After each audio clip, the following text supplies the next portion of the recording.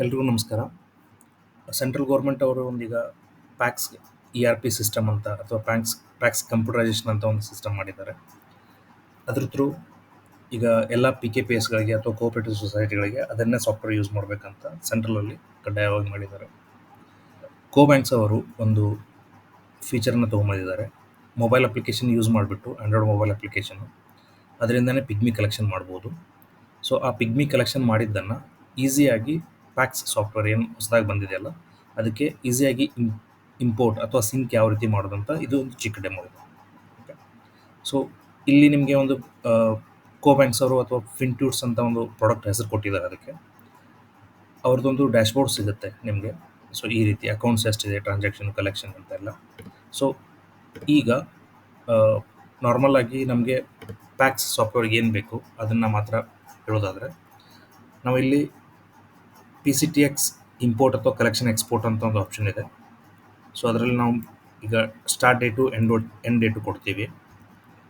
Okay, end date ಕೊಟ್ಟ ನಂತರ ಇಲ್ಲಿ ಎಕ್ಸ್ಪೋರ್ಟ್ ವಿತ್ ಫಿಲ್ಟರ್ಸ್ ಅಂತ ಕ್ಲಿಕ್ ಮಾಡಿದಾಗ ನಿಮಗೆ ಒಂದು ಎಕ್ಸೆಲ್ ಶೀಟ್ ಡೌನ್ಲೋಡ್ ಆಗುತ್ತೆ. ಓಕೆ, ಈ ಎಕ್ಸೆಲ್ ಶೀಟನ್ನು ನೀವು ಡೈರೆಕ್ಟಾಗಿ ಏನು ಮಾಡ್ಬೋದು ಅಂದರೆ,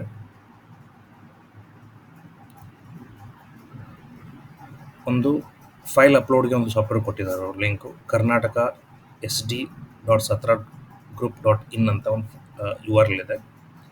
ಅಲ್ಲಿ ನೀವು ಜಸ್ಟ್ ಸೆಲೆಕ್ಟ್ ಮಾಡಿಕೊಂಡು ಇಲ್ಲಿ ಜನರಿಕ್ ಪಿಗ್ಮಿ ಫೈಲ್ ಅಂತ ಸೆಲೆಕ್ಟ್ ಮಾಡ್ಕೋಬೇಕು.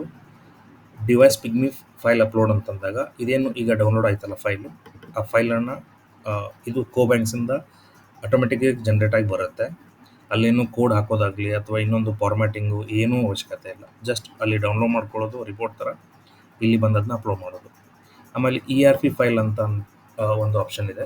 ಅಲ್ಲಿ ನಿಮ್ಗೆ ಈಗಾಗಲೇ ಗೊತ್ತಿರ್ಬೋದು, ಒಂದು ಇಲ್ಲಿ ಪಿಗ್ಮಿ ಡೇಟಾ ಡೌನ್ಲೋಡ್ ಅಂತಂದಾಗ ಒಂದು ERP ಸಾಫ್ಟ್ವೇರಲ್ಲಿ ನಿಮ್ಮೊಂದು ಆಪ್ಷನ್ ಇದೆ, ಪಿಗ್ಮಿ ಡೌನ್ಲೋಡ್ ಡೇಟಾ ಪ್ರೋಸೆಸ್ ಅಂತ. ಇಲ್ಲಿ ಏಜೆಂಟ್ ಹೆಸರು ಸೆಲೆಕ್ಟ್ ಮಾಡಿ ಎಕ್ಸ್ಪೋರ್ಟ್ ಡೇಟಾ ಅಂತಂದಾಗ ಆ ಫೈಲ್ ಡೌನ್ಲೋಡ್ ಆಗುತ್ತೆ.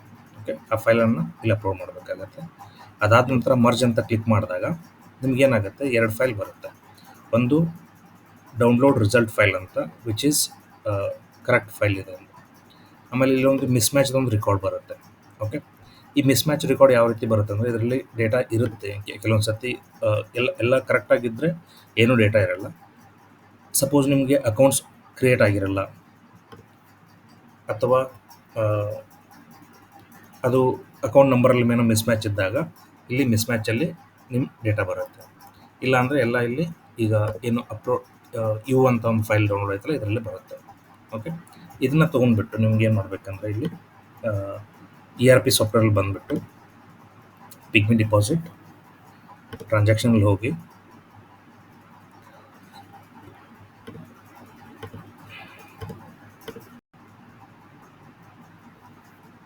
ಸೊ ಇಲ್ಲಿ ನೋಡಿದ್ರಲ್ವಾ, ಸೊ ಆ ಫೈಲ್ ಇಲ್ಲಿ ಅಪ್ಲೋಡ್ ಮಾಡಿ ಜಸ್ಟ್ ವ್ಯೂ ಅಂದಾಗ ನಿಮ್ಗೆ ಏನು ಕಲೆಕ್ಷನ್ ಆಗಿದೆ, pigmy co banks pigmy collection application through ಏನು ಮಾಡಿದ್ರಲ್ವ ಅದೆಲ್ಲ ರೆಕಾರ್ಡ್ಸ್ ಇಲ್ಲಿ ಬರುತ್ತೆ.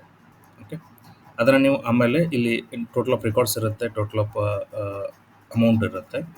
ನೀವು ಅದನ್ನು ಬೇಕಂದರೆ ಇಲ್ಲಿ ಹೋಗಿ, ಈಗ ಜಸ್ಟ್ ನಾವು ಏನು ವ್ಯೂ ಅಂತ ಮಾಡಿದ್ವಿ, ಸೇವ್ ಅಂತ ಕ್ಲಿಕ್ ಮಾಡಿದ್ರೆ ಅಂದರೆ ಒಂದು ವೋಚರ್ ಕ್ರಿಯೇಟ್ ಆಗುತ್ತೆ.